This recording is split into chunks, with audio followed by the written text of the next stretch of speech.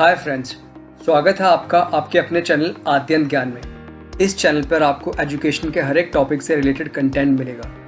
तो अगर आपने अभी तक हमारे चैनल को सब्सक्राइब नहीं किया तो प्लीज़ इसे सब्सक्राइब कीजिए और नीचे दिए गए बेल आइकन पर जाके क्लिक करें ताकि आपको हमारे वीडियोस की नोटिफिकेशन टाइम पे मिलते रहे।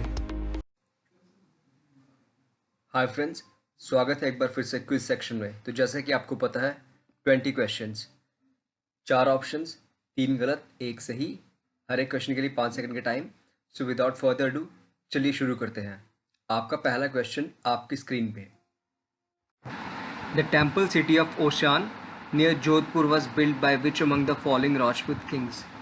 जो टेम्पल सिटी है ओशान की जोधपुर के पास, वो निम्नलिखित में से किस राजपूत राजा के द्वारा बसाई गई थी। आपके ऑप्शन है ए सोलंकिस, बी परमारा, सी प्रतिहार या फिर डी चौहान।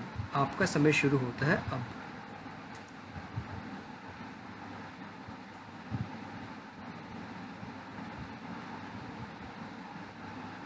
और सही आंसर है ऑप्शन सी प्रतिहार। ये जो टेम्पल सिटी थी ओशियान, ये काफ़ी पुरानी चली आ रही थी और इसे कंसिडर किया जाता है गुप्ता टाइम पीरियड के टाइम पे भी सिटी थी और ये बहुत ही फेमस सेंटर था हिंदुज़म का और जैनिज़्म का। और इस सिटी में जो था, इसकी जो ग्रोथ का जो पीरियड था वो ख़त्म हुआ था जब मुस्लिम अटैक हुए थे मोहम्मद गोरी के आने के बाद 1195 में। आगे बढ़ते हैं सेकंड क्वेश्चन की तरफ। The Simbalbara national park SNP is located in which state. जो सिम्बलवारा नेशनल पार्क है वो किस राज्य में स्थित है। आपके ऑप्शंस हैं ए मध्य प्रदेश, बी हिमाचल प्रदेश, सी झारखंड या फिर डी ओडिशा। आपका समय शुरू होता है अब।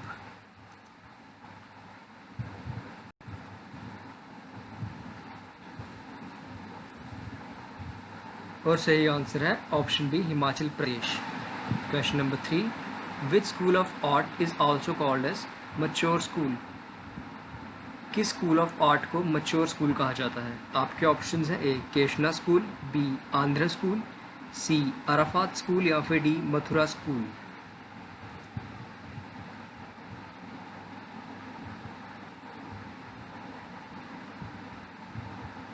और सही आंसर है option A Keshna school. Fourth question की तरफ बढ़ते हैं। A number of factors are responsible for poverty in India. Which among the following is not the economic factor contributing to the poverty? यानी कि भारत में गरीबी के लिए बहुत सारे फैक्टर्स रिस्पॉन्सिबल हैं, पर निम्नलिखित में से कौन सा फैक्टर है जो गरीबी के लिए रिस्पॉन्सिबल नहीं है। आपके ऑप्शंस हैं ए मैस इलिटरेसी यानी कि बहुत ही ज़्यादा स्केल पे अनपढ़ता, B low productivity in agriculture यानी कि खेती की जो कमी है, C fast rise in population यानी कि जनसंख्या का विस्फोट, या फिर D inequalities of income या कि जो इनकम में जो असमानता है। तो आपका समय शुरू होता है अब।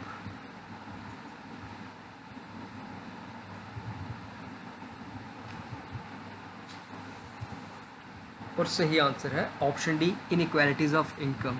तो बाकी सारे फैक्टर्स रिस्पॉन्सिबल हैं क्योंकि इलिटरेसी की वजह से भी इंडिया में पॉवर्टी है, क्योंकि लोग लिटरेट नहीं हैं तो लोगों के पास ना ही स्किल्स हैं ना ही इनके पास एजुकेशनल नॉलेज है कि वो अपनी पॉवर्टी दूर कर पाएँ और अपनी ग्रोथ में आगे बढ़ पाएँ और इंडिया की इकॉनमी को बढ़ा पाएँ।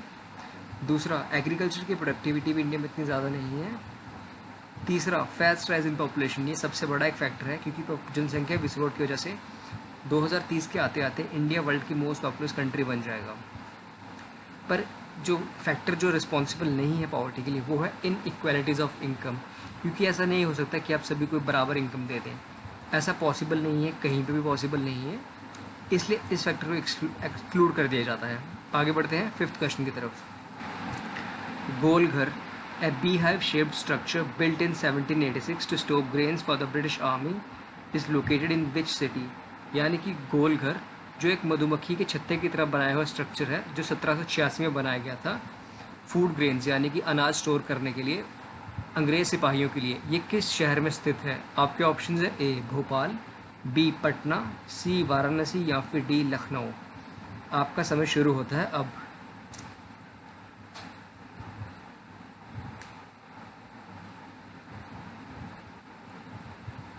और सही जवाब है ऑप्शन बी पटना। तो जो गोलघर है वो पटना बिहार में स्थित है। आगे बढ़ते हैं सिक्स्थ क्वेश्चन की। Corpus callosum makes an important part of which among the following organs in human body. Corpus callosum जो है वो एक बहुत ही महत्वपूर्ण पार्ट बनाता है मानव शरीर के किस अंग का। आपके ऑप्शंस हैं A brain, B liver, C kidney या फिर डी स्पाइनल कॉर्ड। आपका समय शुरू होता है अब।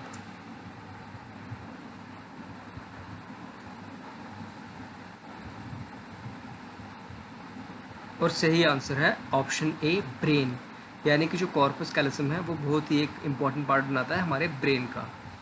आगे बढ़ते हैं 7th क्वेश्चन की तरफ। Bring out the only wrong statement. निम्नलिखित में से जो गलत स्टेटमेंट है उसे पॉइंट आउट कीजिए।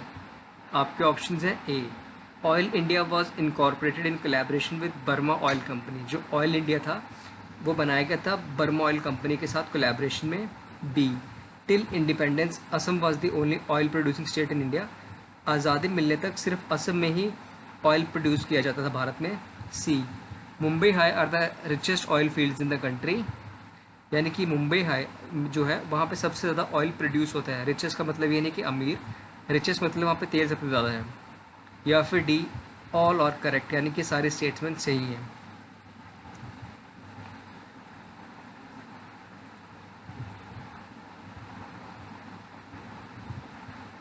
तो सही ऑप्शन है option D all are correct. ये सारे के सारे स्टेटमेंट सही हैं, इनमें से कोई भी स्टेटमेंट गलत नहीं है।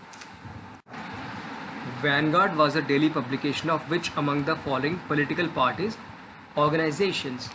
वैनगार्ड जो है वो डेली पब्लिकेशन था निम्नलिखित में से किस पॉलिटिकल पार्टी या संस्था का। आपके ऑप्शंस हैं A Indian Independence League, B Communist Party of India, C Swaraj Party या फिर डी रेडिकल डेमोक्रेटिक पार्टी।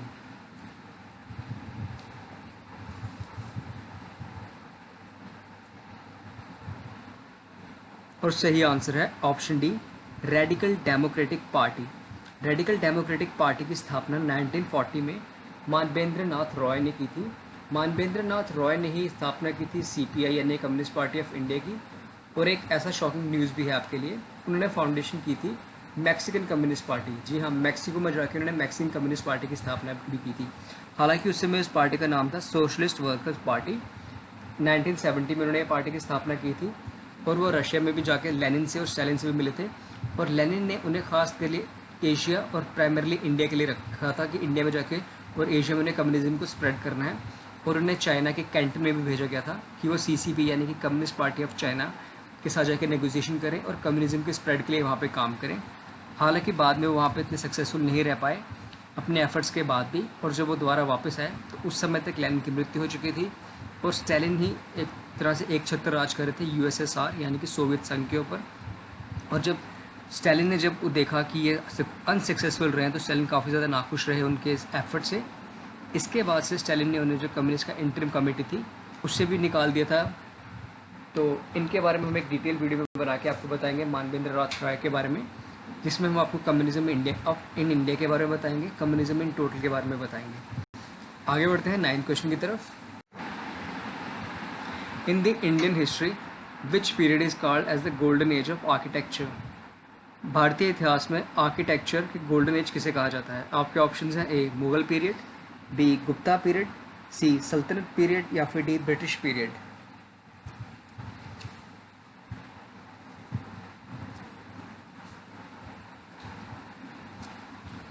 और सही ऑप्शन है option B Gupta period. 10th question. In which of the following countries prevalent the pay as you earn PAYE a withholding tax system। निम्नलिखित में से किस देश में एक ऐसा टैक्स सिस्टम है जिसे कहा जाता है PAYE यानी कि पे एज यू अर्न। आपके ऑप्शंस हैं A USA, B Australia, C UK या फिर डी जर्मनी। आपका समय शुरू होता है अब।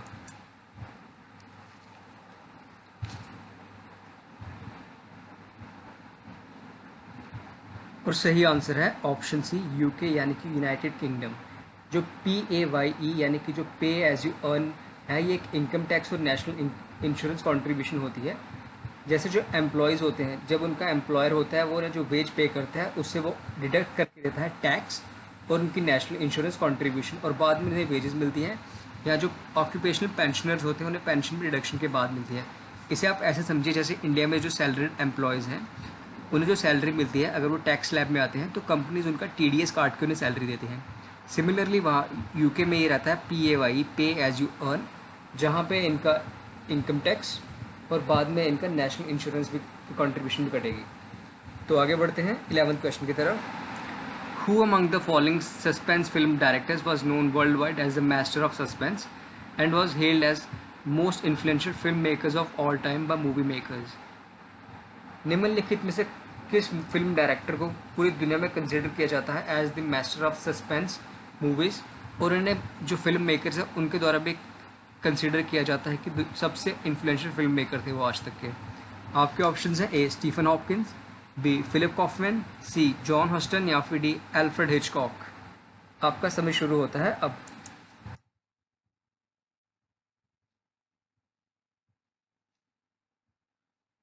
और सही आंसर है ऑप्शन डी एल्फ्रेड हिचकॉक। अगर आपने एल्फ्रेड हिचकॉक की मूवीज़ देखी होंगी तो आप खुद समझ सकते हैं कि उनकी जो मूवीज़ वो अपने समय से कितने ज़्यादा आगे फिल्में बनाते थे और कितनी बेहतरीन और शानदार मूवीज़ उन्होंने बनाई थी।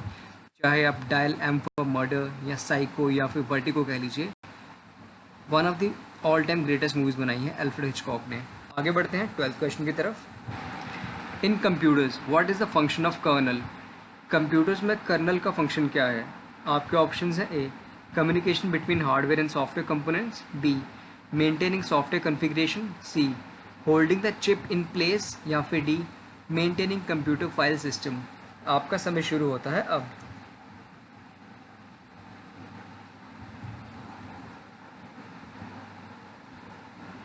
और सही आंसर है option A communication between hardware and software components, यानी कि जो कर्नल होता है वो हार्डवेयर और सॉफ्टवेयर कंपोनेंट्स के बीच में कम्युनिकेशन करता है। आगे बढ़ते हैं 13th क्वेश्चन तरफ। Which are the following is correct about hydrazine? निम्नलिखित में से कौन सी स्टेटमेंट करेक्ट है हाइड्रोजीन के लिए? आपके ऑप्शंस हैं: A it is use in various rocket fuels, B it is a blue colour liquid, C its chemical formula is N2H2 या फिर D all of the above. आपका समय शुरू होता है अब।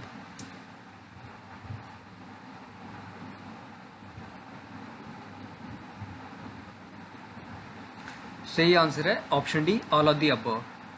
आगे बढ़ते हैं 14th क्वेश्चन की तरफ। The permanent seismological observatory has been installed in which among the following places in India? जो परमानेंट सेस्मोलॉजिकल ऑब्जर्वेटरी है वह निम्नलिखित में से किस जगह भारत में इंस्टॉल की गई है? आपके ऑप्शंस हैं: ए पालनपुर गुजरात, बी लातूर महाराष्ट्र, सी चमोली उत्तराखंड या फिर डी पुणे महाराष्ट्र।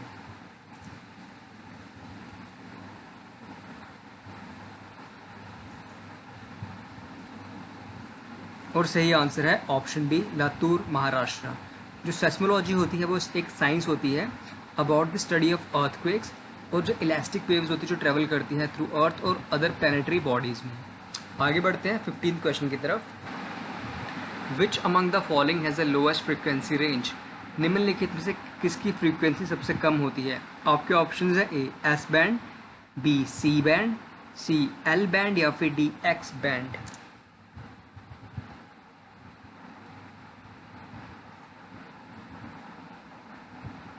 और सही आंसर है option C L band. 16th question. Which of the metals is most reactive out of the given options? निम्नलिखित जो ऑप्शन दिए हैं उसमें से कौन सा मेटल जो है सबसे ज़्यादा रिएक्टिव होता है? आपके ऑप्शंस हैं: A potassium, B sodium, C calcium या फिर डी मैग्नीशियम। आपका समय शुरू होता है अब।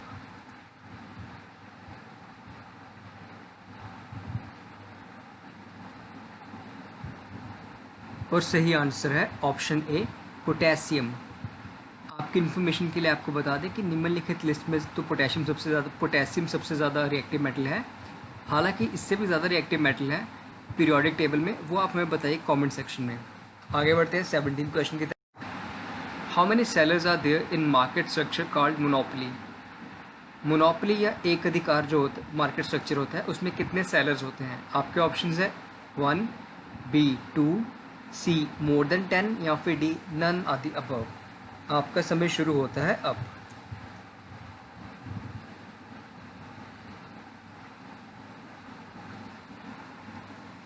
और सही आंसर है ऑप्शन ए 1। मोनोपोली में सिर्फ एक ही सेलर होता है और वो अपनी हिसाब से जो प्रोडक्ट होता है उसका प्राइस तय करता है और अपनी मर्ज़ी से उसकी जो प्रोडक्शन होता है घटा या बढ़ा सकता है, जिसके कारण वो पूरी मार्केट पे रूल करता है, एक छत्र राज रहता है उसका। इसी तरह एक कंसेप्ट होता है मोनोसनी, जिसमें जो सेलर होता है वो जो बायर रहता है वो सिंगल बायर होता है और जो सेलर होते हैं वो मल्टीपल सेलर्स होते हैं। पर सिंगल बायर के होने की वजह से वो अपने हिसाब से ही सेलर्स के साथ नेगोशिएट कर सकता है, और क्योंकि सेलर्स बहुत सारे होंगे और पर बायर एक होगा तो उन्हें बायर के अकॉर्डिंग अपने प्रोडक्ट को बनाना पड़ेगा और बायर के अकॉर्डिंग के प्रोडक्ट को बेचना पड़ेगा। इसके अलावा एक और टर्म होती है जहाँ पे सिर्फ थोड़े बहुत गिने चुने सेलर्स रहते हैं और वो पूरी मार्केट पे उनका एक अधिकार होता है, उसे ओलिगोपोली कहते हैं। आगे बढ़ते हैं 18th क्वेश्चन की तरफ। विच of the following is the source of purest form of water? निम्नलिखित में से सबसे जो प्योरेस्ट फॉर्म होती है पानी की, उसका सोर्स क्या है? आपके ऑप्शंस हैं A deep tube well, B running stream, C heavy rains या फिर डी हॉट वाटर स्प्रिंग। आपका समय शुरू होता है अब।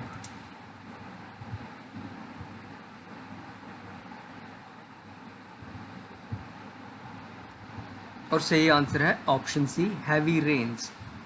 जो हैवी रेन्स होती हैं, जैसे कि जब इवेपरेशन होती है तो जो भी इम्प्योरिटीज़ होती हैं वो नीचे रह जाती हैं और क्लाउड्स में जो बारिश बरसती है वो बिल्कुल प्योर होती है।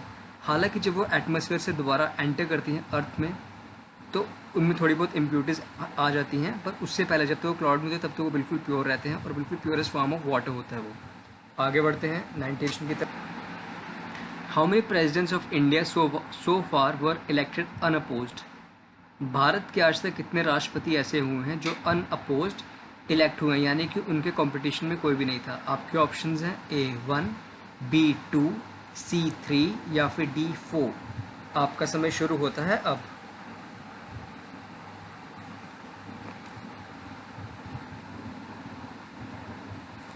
और सही आंसर है ऑप्शन B2।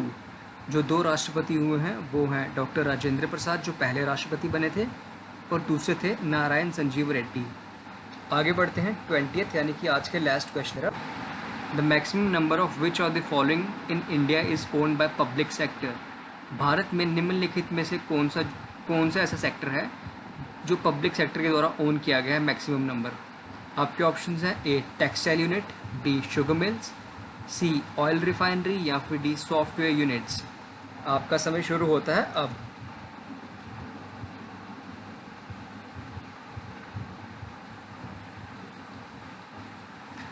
और सही ऑप्शन है ऑप्शन सी ऑयल रिफाइनरीज। जो maximum number of public sector undertaking है भारत में वो है ऑयल रिफाइनरीज। तो फ्रेंड्स, ये थे आज के 20 क्वेश्चंस। हम आशा करते हैं कि आपको हमारे एफर्ट्स पसंद आ रहे होंगे। अगर आपको हमारी ये वीडियो पसंद आए तो प्लीज़ इसे लाइक करें, इसे ज़्यादा से ज़्यादा शेयर करें, हमें कमेंट करके ज़रूर बताइए कि आपको हमारा कंटेंट कैसा लग रहा है, और अगर आप किसी स्पेसिफिक टॉपिक पे वीडियो बनाना चाहते हैं तो उस बारे में भी कमेंट करके बताइए।